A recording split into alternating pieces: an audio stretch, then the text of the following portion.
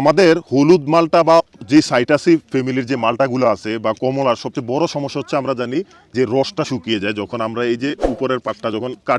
কাটার পরে কিন্তু অনেক সময় রসটা থাকে না। এই যে দেখেন রস কিছুটা শুকানোর বিষয় আছে এত পরিচর্যার পরে। তো আমি মূলত এই বাগানে এসে একটা যে জিনিসটা দেখলাম, ভাইয়ের বাগানটা ওই রুট প্রুনিং এর আওতায় নিয়ে আসে না। রুট প্রুনিংটা হচ্ছে আমাদের যখন এই গাছের মধ্যে ফল থাকে তখন হচ্ছে ফিডার রোড বলি আমরা, যে রোডগুলো হচ্ছে চিকন চিকন রোড আছে। এই যে এই পাশে দেখেন, একটু একটু যদি এই পাশে দেখেন, এই যে চিকন রোডটা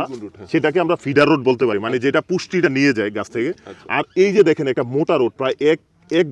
এক ইঞ্চি ডায়ামিটারের মোটা যে রোডটা, সেটা কিন্তু যখন অতিরিক্ত চলে যায় তখন কিন্তু এই রোডটা ওই রকম খাবারটা নিতে পারে না, যেটা একটু আমি যখন কোনো পুষ্টি উপাদান দেবো সেটা কিন্তু সুন্দরভাবে নিয়ে যেতে পারি। তো এই রোড প্রুনিংটা আমাদের উদ্যোক্তা যারা আছে, বিশেষ করে মালটা নিয়ে কাজ করতে চায় এবং কি মালটা শুকিয়ে যায় রসটা, তারা ফেব্রুয়ারি পর্যন্ত, বিশেষ করে মালটা শুরু হয় ডিসেম্বরের শুরুতে, তারা ফেব্রুয়ারি পর্যন্ত শীতকালটা পুরো মালটাকে ধরে রাখার জন্য এই পদ্ধতির হতে পারে। তো সেই ক্ষেত্রে আমরা যেটা ফলো করবো, উদ্যোক্তা ভাইদেরকে আমি বলতেছি যে আপনারা প্রায়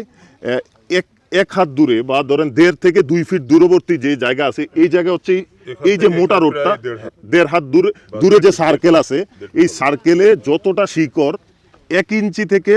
আমাদের 3 ইঞ্চি ডায়ামিটারের ভিতরে, একটু খেয়াল করে যে একের নিচে হলে হবে না, যে চিকন রোডটা কাটলে গাছের জন্য ক্ষতি হবে, আবার মোটা রোডটা কাটলে গাছ মরেই যাবে, যেটা ডাইবেকের সমস্যা। তো এই রুট প্রুনিংটা করলে কি হবে, ফিডার রোড বেশি বৃদ্ধি পাবে এবং কি ফলের রসটাও ভালো থাকবে, ফলের মিষ্টতা ভালো থাকবে এবং গাছটাও সুন্দর থাকবে।